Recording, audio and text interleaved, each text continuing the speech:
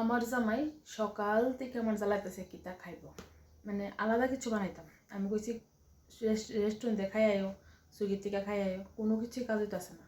তখন বাজে 9:30। তখনে মনে আইছে যে একটু সিমুর পায়েস বানাই দো।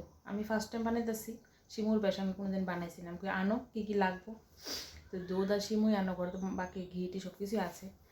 তো দেখি বানাই আসি না। আমি ফার্স্ট টাইম ট্রাই সিমুর পায়েস, কেমন জানি হবে আমি জানি না।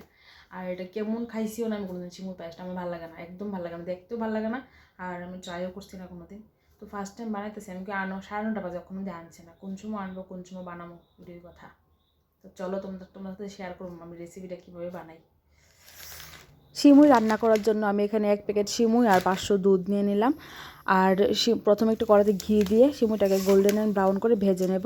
তো এটা আমার বর বানাচ্ছে আজকে, ওর যেহেতু ইচ্ছা তো ওই বানাচ্ছে। রান্না করতে পছন্দ করে, বাট সময়ের অভাবে রান্না একদমই করে না। আমাকেই সবসময় রান্না করতে হয়। একদম লাল লাল করে ভেজে নিয়েছিলাম, এখন দুধটা দিয়ে দিলাম। একদম সিম্পল, আমি দেখলাম আজকে বানিয়ে, একদম সিম্পল রান্নাটা। মানে পায়েস, অন্য পায়েসের থেকে সিমুই পায়েসটা অনেক শর্টকাটে হয়ে যায়। একদম লাল লাল করে ভাজা হয়েছে, দুধটা একটু মানে উতলে ওঠার পর এখন আমি সিমুইটা দিয়ে দিলাম। সিমুই দেওয়ার পর দেখলাম বেশিক্ষণ রাখতে নেই। তারপর দুধটা কম হয়ে গেছে, এখানে 1 কেজি মানে 1 লিটার দুধ হলে ভালো হতো। আর আমি কম চিনি ইউজ করেছি, বেশি চিনিটা ভালো লাগে না।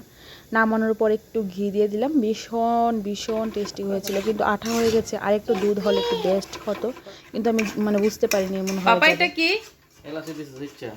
এটা কি? এটা কি বল আগে? পায়েস। এটা পায়েস। পাপা এটা কি? এটা কি? কি রে কো? এটা কি বাবা? বল পায়েস। এটা কি? পায়েস। টেস্টি? আর খাবে?